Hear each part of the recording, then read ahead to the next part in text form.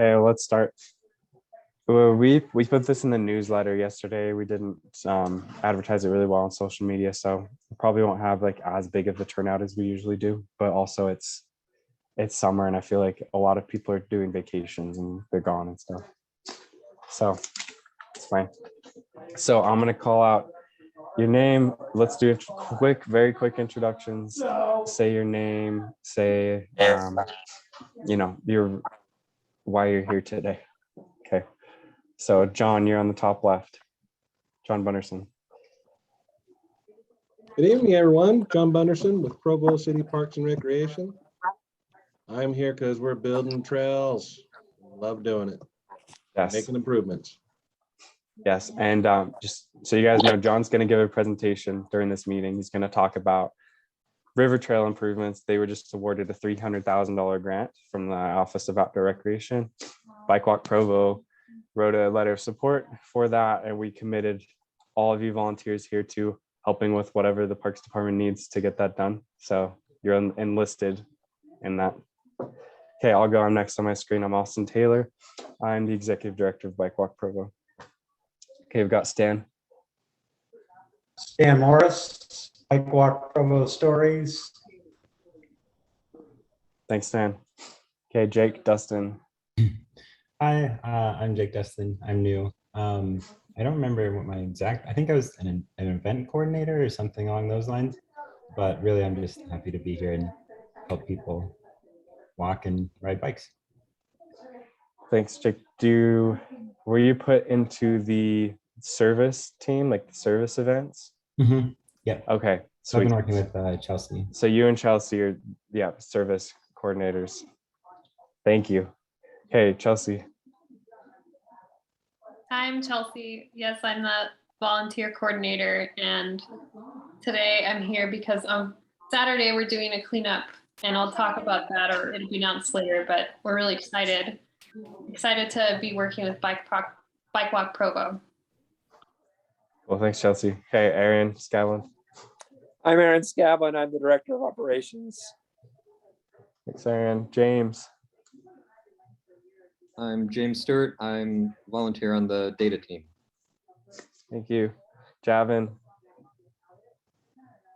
Javin Weaver with Provo City Planning. Thanks. Logan.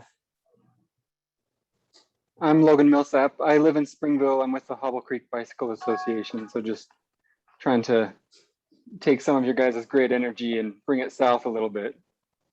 Yes, you're amazing. Thank you. Logan moved by bike. If you could pull that up, Logan, and share your screen later on, I'll ask you like during the announcements. I think that's very inspirational. So yeah, so pull up a picture or a few pictures. All right. Okay. Thanks. Okay, Jamie. Hey, I'm Jamie. Just hoping to stay on top of things for our nonprofit board. Thanks. Yeah, Jamie's on the board of directors. Okay, Jared. Hey guys, Jared Lillywhite, Provo City Engineering. Thanks, Jared. And then is it Britton? Is that how you say your name? Brittain.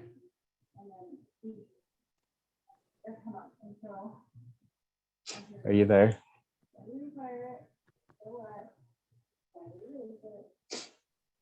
I see you've unmuted, but we don't hear you yet.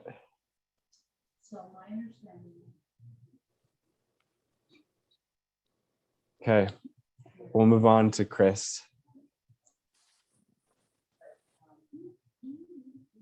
As in me? Yeah, what's your name and why are you here? What's my name? My name is Chris. Okay. And I'm here because I just love all of you. Okay, thank you, Chris. And then quick announcement on Jamie's behalf. Jamie recently had a baby, and she's walking all over downtown Provo with that baby. So the baby's an official member of BikeWalk Provo too. If you have baby pics you want to share, Jamie, then you're free to. Thank you. Yeah. Okay, Logan, do you have any pictures of your move ready to go, or should I wait till later?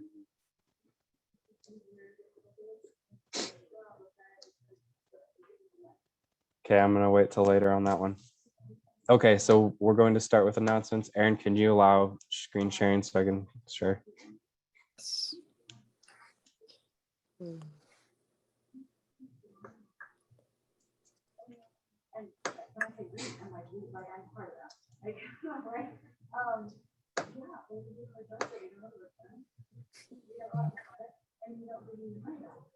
Oh, you're sharing your screen now. I'm sorry about that. You're good. I'm using my phone for the first time to do this. So last night I was using my phone on Zoom, and you can transfer hosts. You can make me a host if you click on participants. Okay. Just a moment.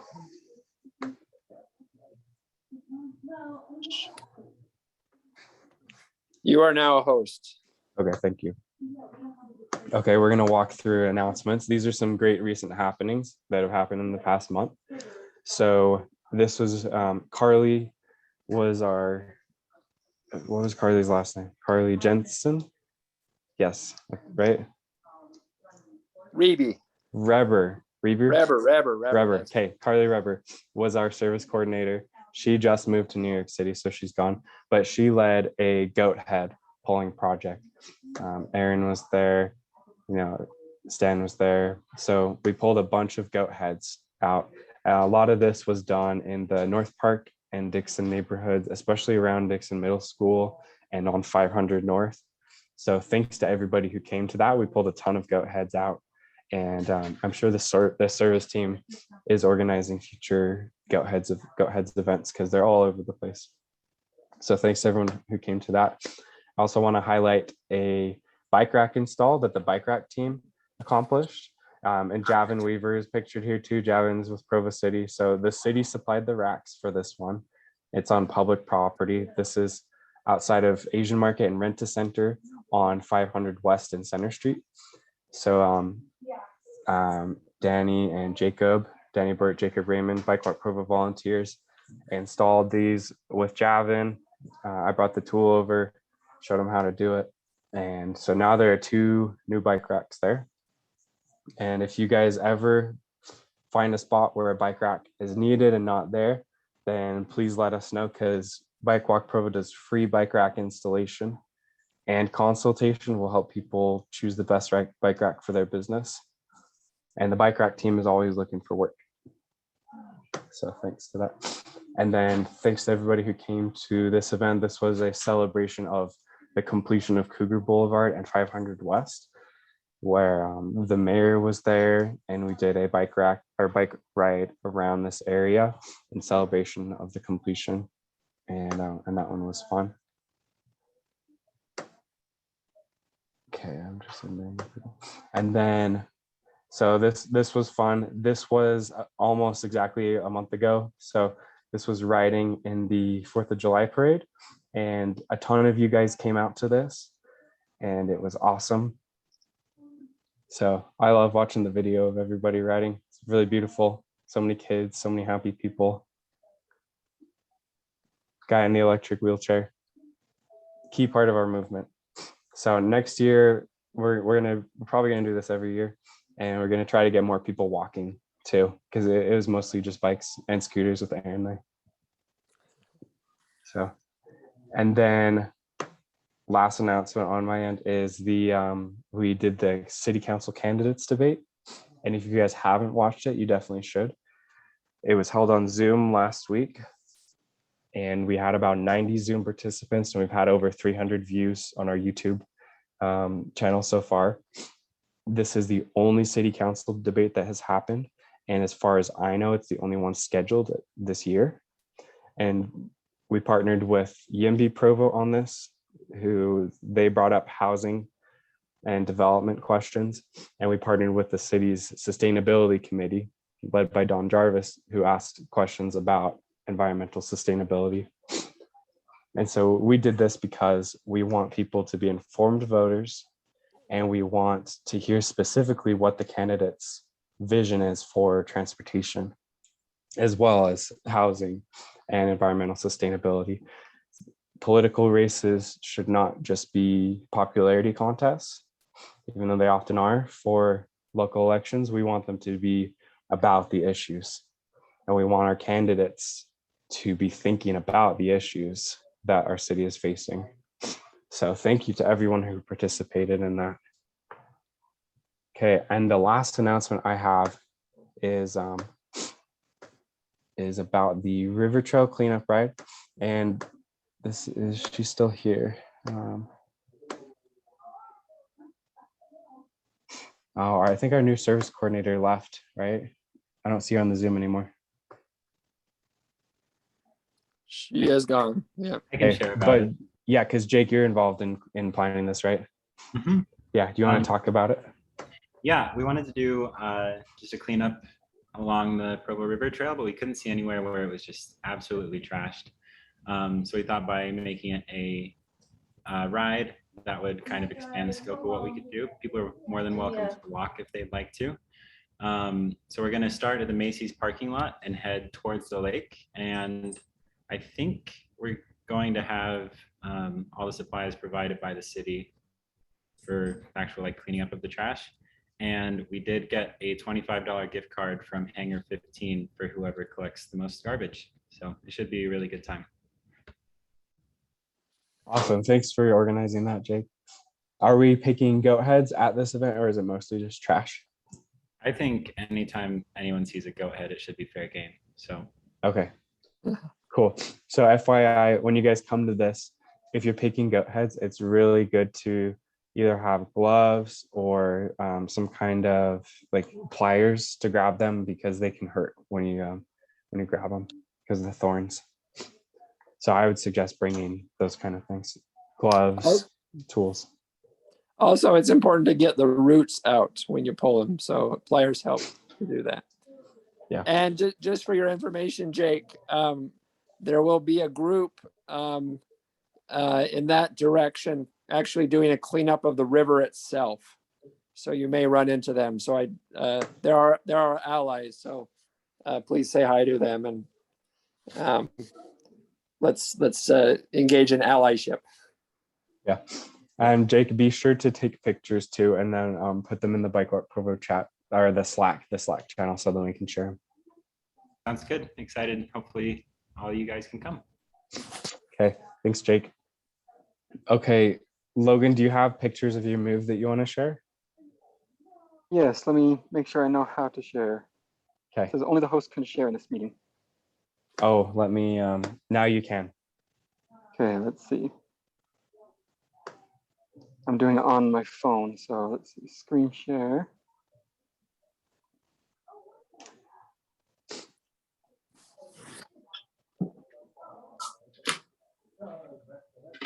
Sorry, it's my first time doing this. You're good. Okay. Can you guys see the screen now? Yes. Okay, so I started out just kind of doing, a few boxes on my cargo bike. And then I thought, I bet I could take larger things. So this is my wife here on top of a lazy boy, which fit perfectly. There's our queen bed and mattress. Here's like a desk and stuff. So we actually had a lot of fun with it, doing silly things like making this 3-trailer train. There's our dining table. One of the nice things about doing it this way was I got to meet a lot of people, not just along the route I was riding, but even before we were moved in. I had met, a dozen of my neighbors, and the neighborhood kids thought I was so cool. So it was kind of like, hopefully I gave them some inspiration for what can be done in the future. But we had a lot of fun. Let's see, I'm going to swipe back this direction. There's our couch. We moved our couch at nighttime when the traffic was less. And then I have a lot of books. So there's some of the books. So yeah, it was fun. That is awesome. I'm shocked how you did it without a trailer too, Yeah, I was inspired partly by, I know Carly Reber, who you mentioned earlier, she moved at least part of her house by bike. And so I thought, yeah, I could probably do some of it. And then I ended up just doing all of it. It was fun.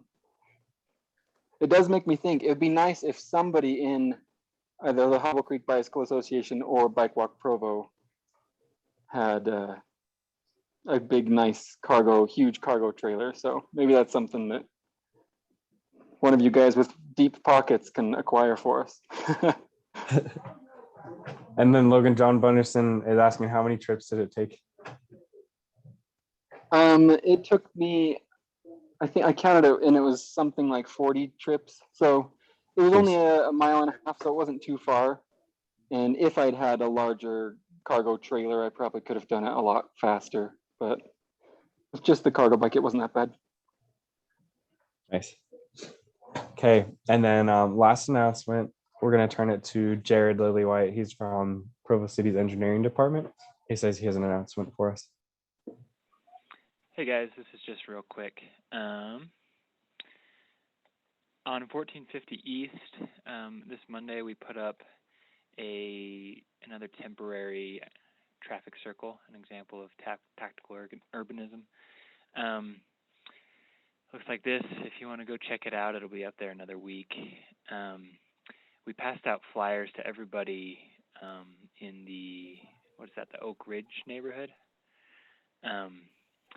for a public survey to try to get feedback from the neighbors. They're looking at making this a permanent thing to try to act as that's my son and my dad. Try to make this a traffic calming measure on 1450 East. So if you want to go take a look, drive through. I believe the survey is really intended more for the neighborhood, but I'll ask Rob, maybe we can get the survey link posted for more public input. I'll talk to Rob about that. This looks really good, Jared. Are you getting feedback already? What are people saying? Yeah, we've had 25 responses, so not a ton of feedback on the survey, and then a lot of just feedback as we put it up and adjusted it a little bit. I mean, as is typical, a lot of good, a lot of bad. Yeah. You know how it goes. But did you measure I know when we speeds did this on the in street? Slate Canyon. So yeah, we've got trailers set out. One's right next to this circle. There's two circles. This is only a picture of one, but we've got two circles. One here at I think this one's 1850, and then we've got one at Oak Ridge Circle. Or I might have those flipped, but we've got two trailers set out so we can measure, what does it do right at the circle and what does it do further down the road to speeds, and then we'll keep them out after we take them down. And then we're also going to we've got the interns out there. I had them yesterday just with the radar gun to kind of double check. So we'll have some data on the effect of this on the speed at least. And what are you finding speed-wise before? Like, I'm assuming this is a 25 mile per hour. Like, what's the speed on here? Yeah. So we took a speed study not too long ago. Let me look up the exact number. I remember it was speeding. Unfortunately, it wasn't incredibly higher than most of our collector roads. It was about in the same range, which is normally median speed around 30, 85th percentile speed around 35. Jeez, for a 25 signed road? Yeah, pretty typical for most of our 25 mile an hour collector roads. Wow. When they act as collector roads, people tend to just go fast. So let me try to pull up right now. Here, 1450 East. So this one was done in March. I'll see what the exact number was here. Yeah, so about what I said.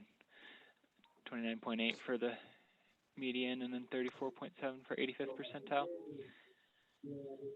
So unfortunately, that's kind of standard in Provo for a collector road, which we're trying to fix with everything we can. But yeah, there was a statistic I heard a bit ago, and it's been circulated over and over. I've heard it a lot of times, but I was just reminded of it that if you are a pedestrian and you're hit by a car going 20 miles per hour, 9 times out of 10 you're going to survive. If you're hit at 40 miles per hour, 9 times out of 10 you're going to die. And this is getting close to that 40 miles per hour. Yeah. Yep. So we're trying to do what we can. The council, from what I understand, they actually set aside budget a while ago before I was working here to install some traffic calming on this road, but the public could never come to a consensus on what they wanted us to do, and so they've been sitting on it. And this was an attempt to try to get a little bit more consensus if they could actually see an example of some of the stuff we would do. So, Oh, it looks anyway, really I good. thought you guys might be interested in looking at that and maybe going to check it out before we take it down. So, Thank you. Could you send me those pictures and we can post it on the BikeWalk Pro social media and just let people know about it and they can go see it? sure. Yeah, Rob has some more pictures of the other ones, so I'll get those Okay. from him. And Yeah, then, just like email me or text me either way, the location and 1 or 2 good pictures. will do. Thanks, Jared. Yeah, this is important work. That speed is really high.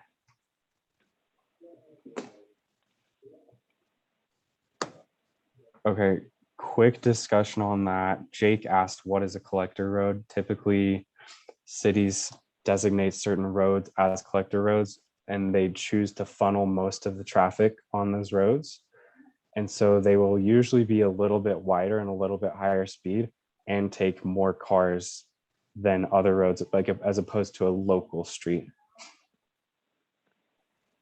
And then,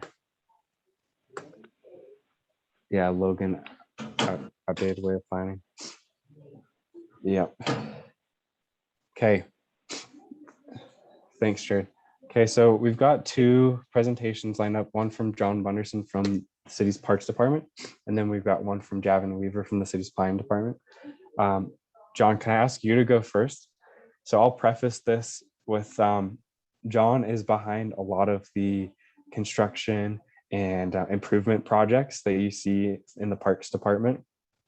So fantastic projects. Were you behind that new North Park? You know, the one by the rec center? Unlimited Play Center, yeah. Yeah.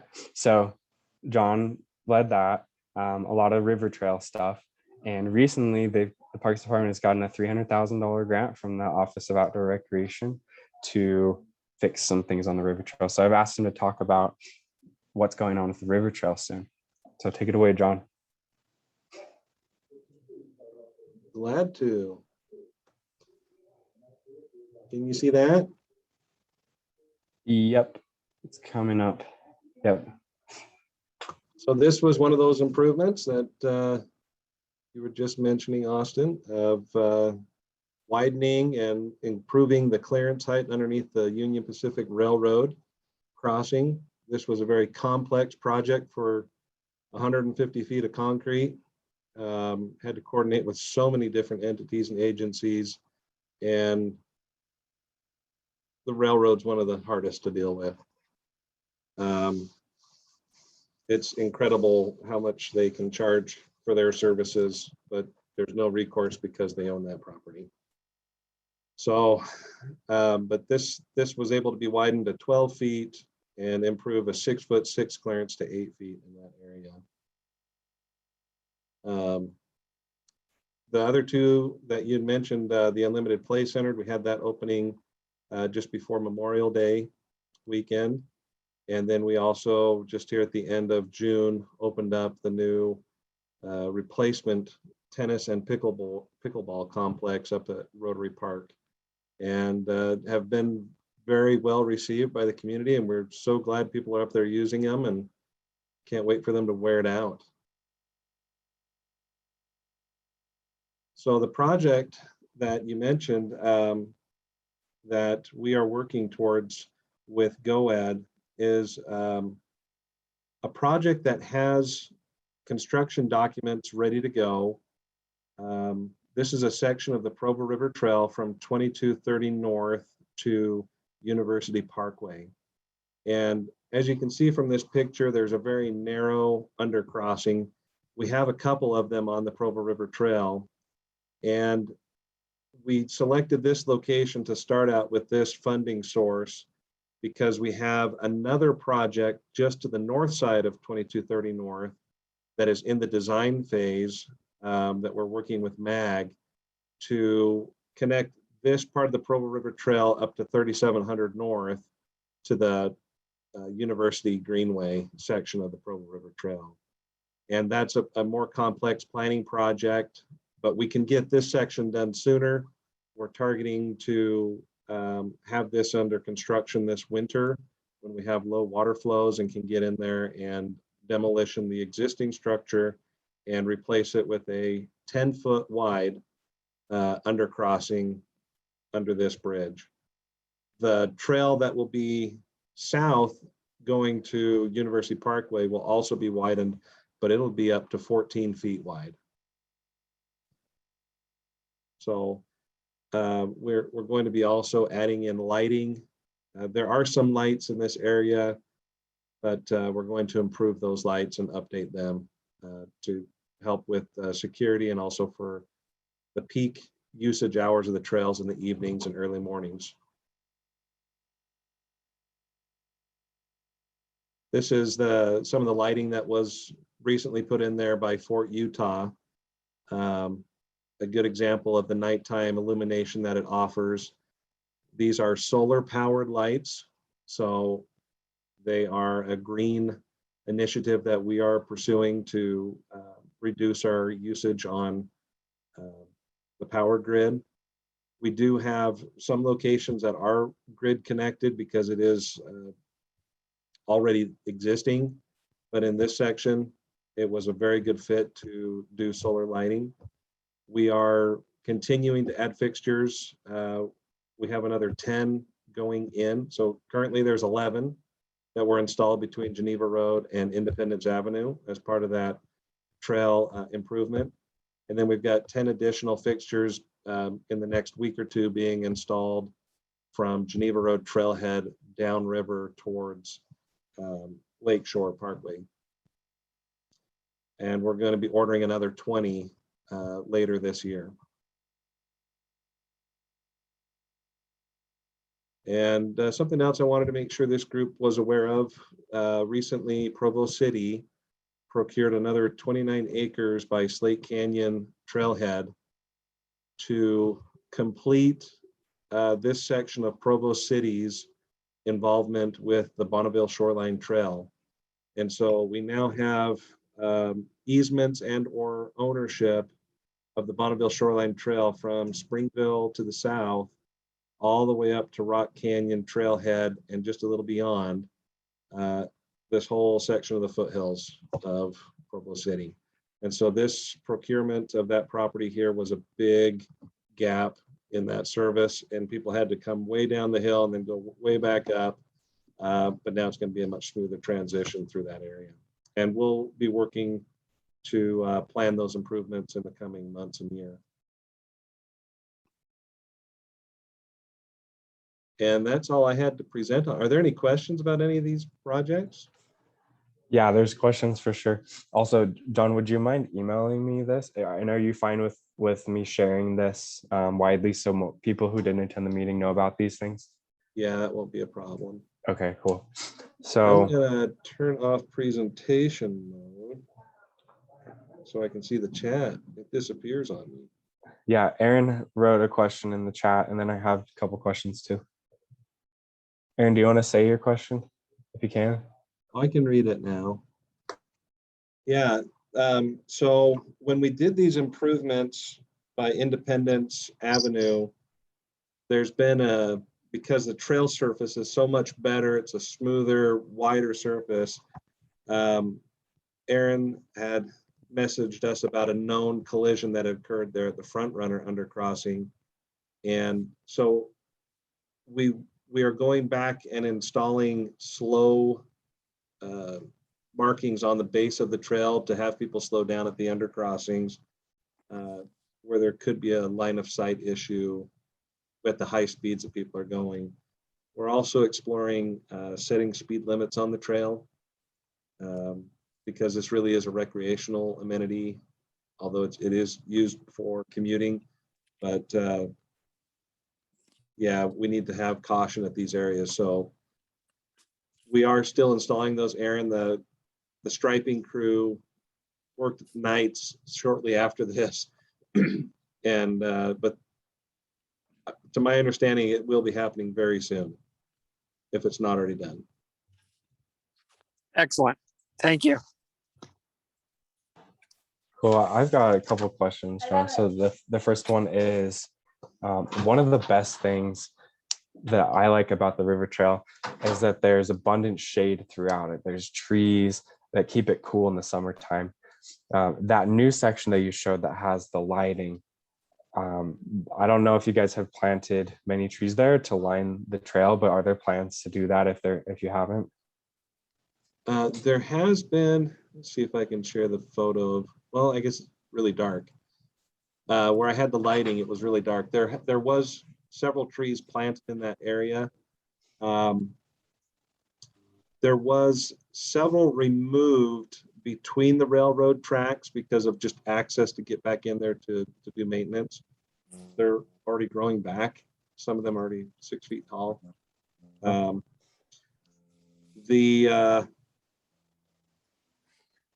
It'll be interesting, Austin. I don't know. There was a presentation recently by Public Works about the levee system, and that there's kind of a conflict between the tree-lined trails on the levees and certification of a levee. And so I'm not sure how that's going to fall, but everybody loves the trees. We definitely appreciate the shade that it offers, especially on these hot summer days.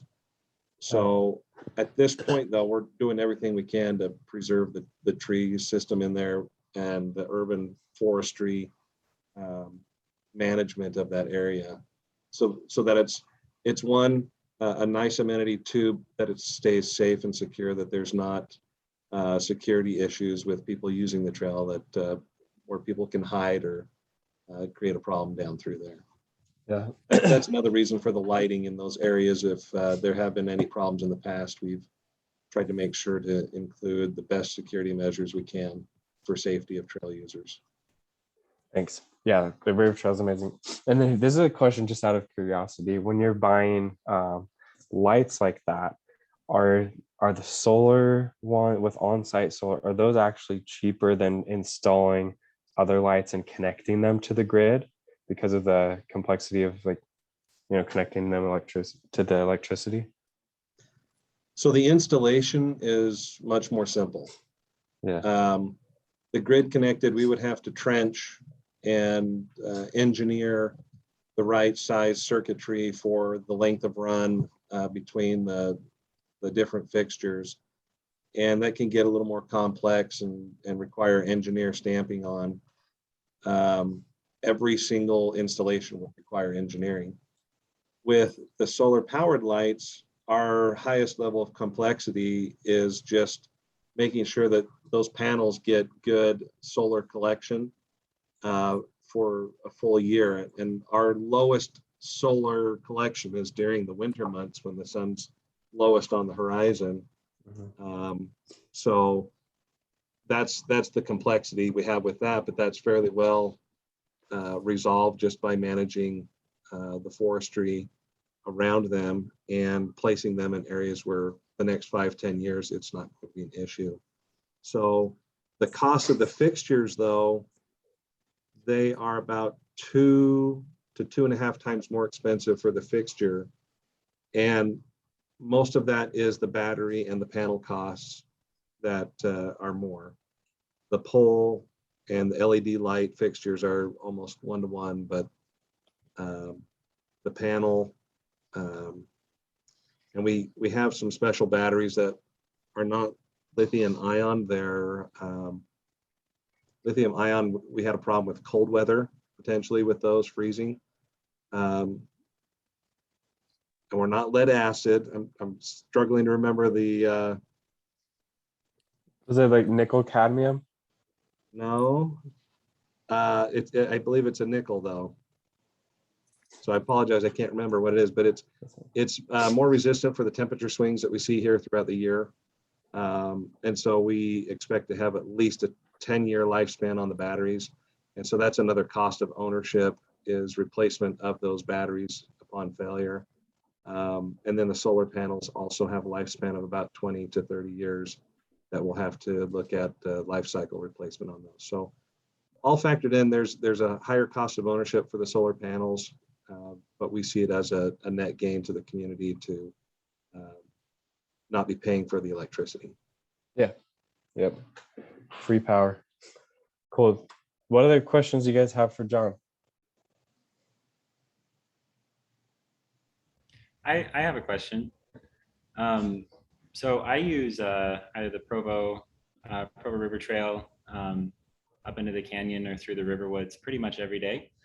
And as such, I notice a lot of like maintenance things that could be done, but I don't want to just be constantly calling and like bothering the 311 operators or the parks department. So if we are on a trail and we see something that we're like, oh, maybe they would want to know about that, what kind of stuff would you like people to report? And what kind of stuff is better just to leave alone and you'll get to it when you get to it? Great question. I'd say anything that's a hazard, we definitely want to know about that. Any concerns that come in that could improve safety in an area, we definitely want to hear about that. Suspicious activities are things that should also be reported. More eyes in an area help improve the safety and for all users in that area. If there's something unsightly, we also want to hear about that because we want all of our visitors to have a great experience on the trail system that we have here. As far as maintenance, are there any things that come to mind that when you say maintenance that you're thinking of? Yeah, I can think of a couple. I think with all the rain we've gotten, I think it's just about dried up, but the Provo River Trail behind Neaters in the river woods, there's a section probably 15-foot long that's been under a couple inches of water for the past couple of days. I don't know if it was underwater for longer than that. I was out of town. That's one section. And then just some sections where there's low-hanging tree branches where if you're on a bike and you have to pass somebody, you don't really have any choice other than just to like duck your helmet into it. And then the other one I was going to ask about is there's some construction going on by Riverview Park, and the company that's doing the construction has been driving a skid steer all over the trail there and torn up a bunch of asphalt. Nothing so that like the trail is unusable, but there's definitely scuff marks all over the place and some larger chunks that have just been ripped out. That's the kind of stuff I had in mind. I've called in a couple of things to 311. I haven't gotten around to those. I don't know if is 311 the appropriate way to get those to you? It is. And those first two, I would say, are hazards that we would want to know about. Interestingly enough, that section of trail along the river by Neaters and behind Riverwoods Mall was sold to that property owner a couple of years back and is not maintained by Provo City. Our official trail alignment that we do maintain is along University Avenue in the Greenway. So even reporting that to us, our team would not address it, but 311 could forward that to the property owner to address as a concern. Okay, thank you.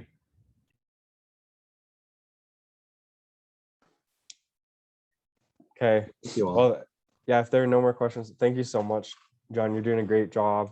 I know everyone who I talked to loves the River Trail and the new park that you guys did by the rec center. So keep up the good work. Yeah, great Austin, things to come. Yeah, what's up, Aaron? I have a quick question. Maybe I missed this, but are there plans to pull the trail away from 2230 North from the bridge, the tunnel there by the Provo River Trail up to University Avenue? That's a great question, Aaron, and that's part of the 2230 North Trail Design and Engineering RFP that we have open right now. And we've had interest from 5 engineering firms to submit RFPs, but we haven't closed that RFP process. It'll close next Thursday. And so we're looking for their suggestions of how to handle that corridor of the trail. And it hasn't been decided just yet how to go about doing that. Okay, thank you. And so again, the funding for that project is through MAG, and the funding for this improvement for the undercrossing, that's where we're using the GoEd money. from that grant to do those improvements sooner that we already have designed underneath 2230. But those projects meet right up on the north side of the bridge. Right. Thank you. Okay, I thanks, just want to John. make sure I give a shout out. Really appreciate BikeWalk Provo and the puncture vine cleanup effort. It really is appreciated personally. Thanks. So our service team coordinates with the volunteer coordinator of the Parks Department, and he's always helpful bringing tools and supplies and everything. So thanks. Okay, let's turn it over. We've got Javin Weaver here. Javin works for the city planning department, and he is over managing the contract the city has with Super Pedestrian. They run the Link scooters. So I've asked him to share scooter ridership data with us. Every one of those scooters has a GPS on it, tracking the scooter. And so we can see where people ride in the city on scooters.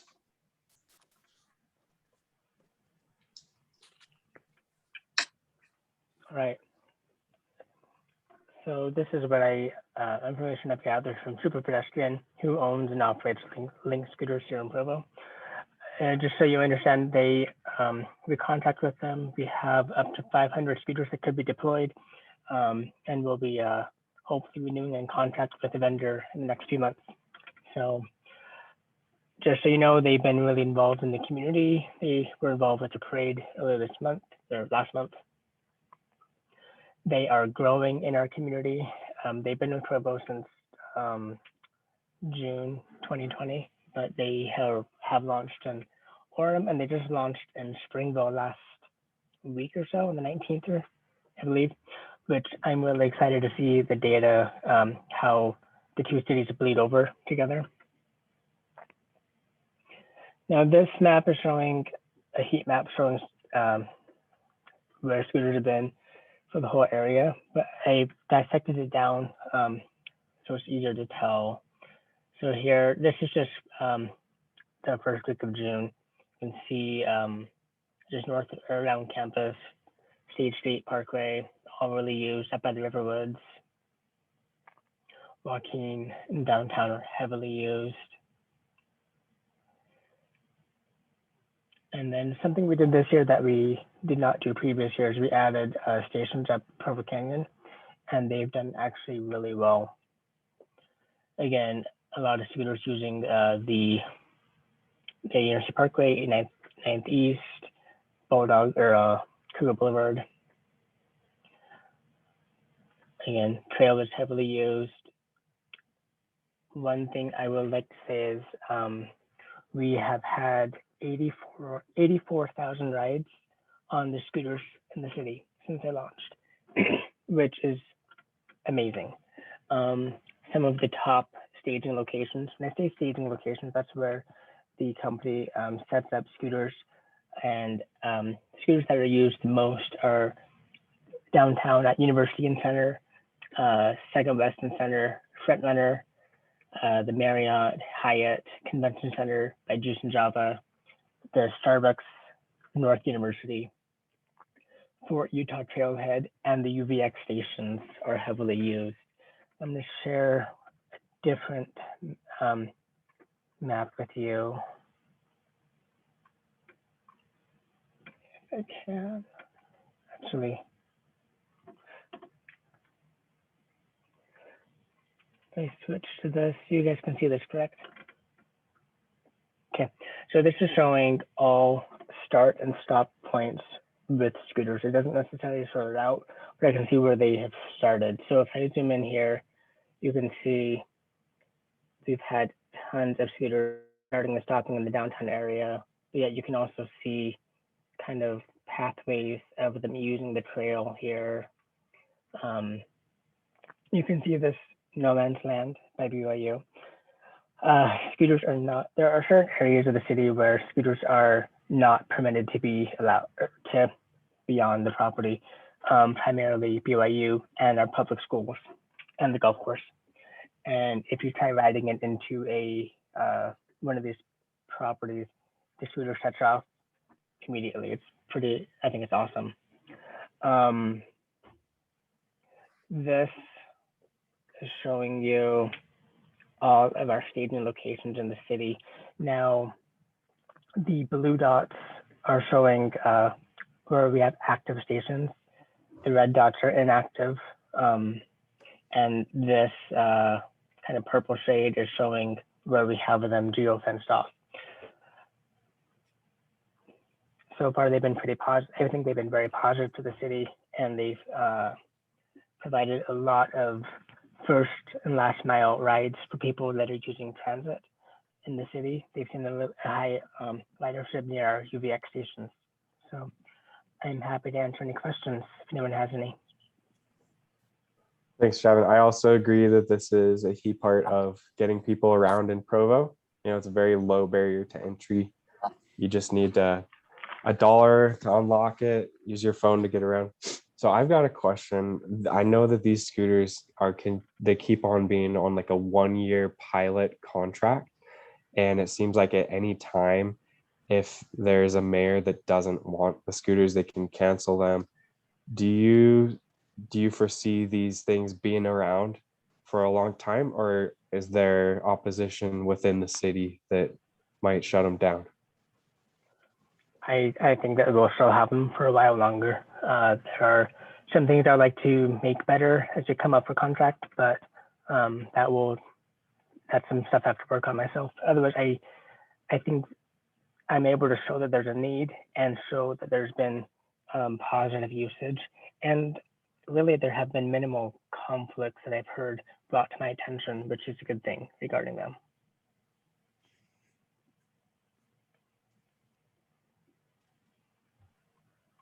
I've got a question.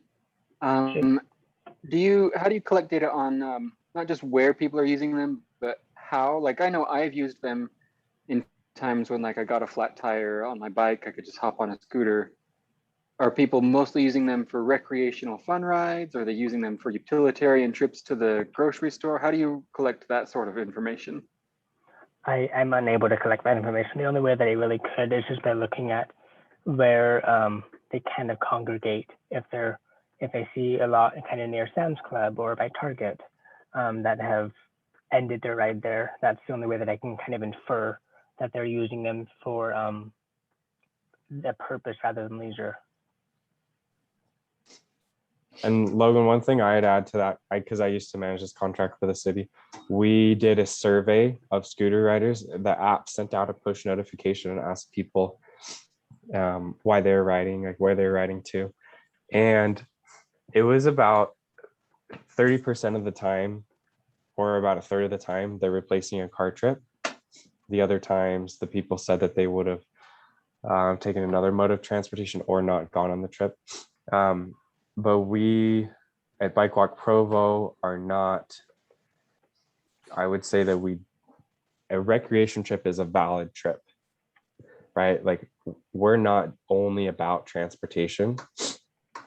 Of course, promotion of cycling in a long time has been recreational focused, right? We don't want to be only transportation focused, because a lot of people in this community bike because it's fun, and we want it to be fun, and we want people to enjoy their experience. And so even if the majority of time people are riding these scooters for fun, and the data seems like that is the case right now, we still see that as a good thing, because they're getting out of the car, even if it's just a third of the time. So it makes active transportation more visible as well, and it could make our streets safer. One thing that we've talked about is looking at the active transportation and the routes, and utilizing not only biking and walking data, but adding in scooters, because now that we've seen how impactful they've been in a good way in our communities, this is additional data we can use as we try to enhance our active corridors. And I'll add one more thing. Aaron's son runs a scooter business where he rents by the month, right, Aaron? That's how he does it still? Yep. By the month, or people can purchase long-term. And what we see happening is people will test these scooters for a day or so, and then they realize, wow, these are fun, they're safe, I can buy one and I can get around with them. And so you'll see these people riding Aaron's son scooters around town. They have the brand Vibe on them, and they're riding everywhere. They're riding to the grocery store, they're riding to school, to work. So maybe these like rentable by the minute scooters are test rides and it gets people hooked. He also sells them as well.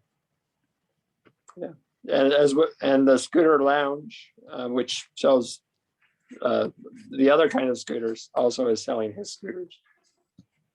I have two quick questions. Javin, have there been any discussions lately? Are there any plans for discussions with BYU about removing the geofencing? When I was on the campus bicycle committee, there was a recommendation made to change the rules and that we sent on to the administration. And then my second question is related to Austin's earlier question. Do you see any serious ongoing opposition to the presence of the scooters here in Provo? To answer the first one, BYU, I do not see it changing today. I know there have been some positive conversations, but nothing happening yet. Okay. Number two, I don't see any opposition right now. I have a quick question. We've got like a minute. You said you introduced scooters into like the canyon and you saw a lot of success there. Is there currently a plan to start emphasizing that more? I know there's a trailer that people rent e-bikes out of right at the mouth of the canyon. It seems to be doing really, really well. So if we're looking to kind of get those first rides, then I don't know if that's something that's been looked into, is emphasizing them as like for use of recreation on the trail through the canyon or not. So it's not for use using the scooters through the canyon, but it would just come from participation from each jurisdiction to allow them to ride through, but so they have to ORM, and then just finding the proper location to stage them.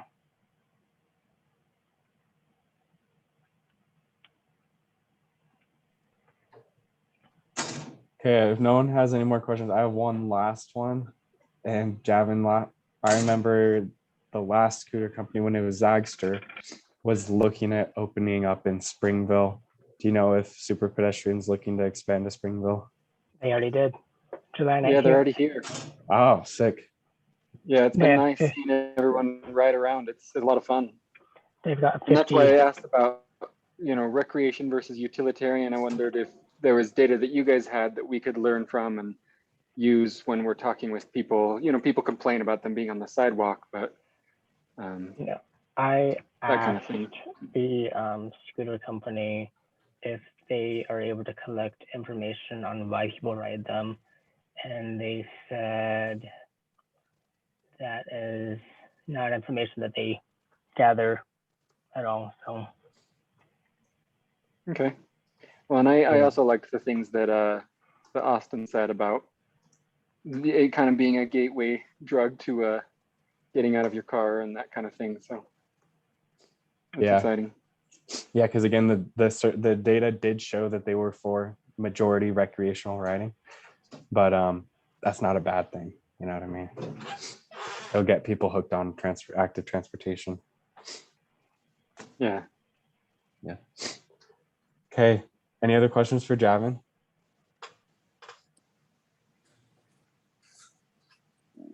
Awesome. Thanks, Javin, for that presentation. Would you mind emailing that to me too, if I can share that data, if that's fine? let me double check on that, but I'll get back to you. Okay, cool. Well, as long as it's anonymized and it's not like giving people's name and Sure. Where their locations are, I'm sure it's probably fine. But yeah, let me know. Okay, thanks everybody. Does anyone have any last announcements before we end? No. Remember this Saturday, 9 a.m. Macy's River Trail cleanup. Okay, so sorry, before you do end, I just thought of one thing. Springville's creating a new active transportation plan. So if you ever ride through or to Springville, we would really appreciate your input on our survey that's going on right now. And I can provide a link to you, Austin, if you want to share that, or I can just share it in the Yeah. BikeWalk Provo chat. Yeah, share in the BikeWalk Provo Chat Facebook group, and then it'll get some response too. That reminds me as well, Excellent. I'm sure you guys have seen this, but UDOT is doing an active transportation plan. I guess everybody's doing one right now. So, and this is a statewide plan, right? So if you have, this has been shared in our newsletter and on our social media pages, so you should have seen it. If you have specific roads that are UDOT state roads, they're typically the fast and big roads. If you have things you want to see changed on those, then indicate it on their map. They'll put it in their long range plan. Okay, that's it. Thank you, everybody. Hope to see you Saturday morning at the River Trail cleanup. See ya. Thank you. Thanks.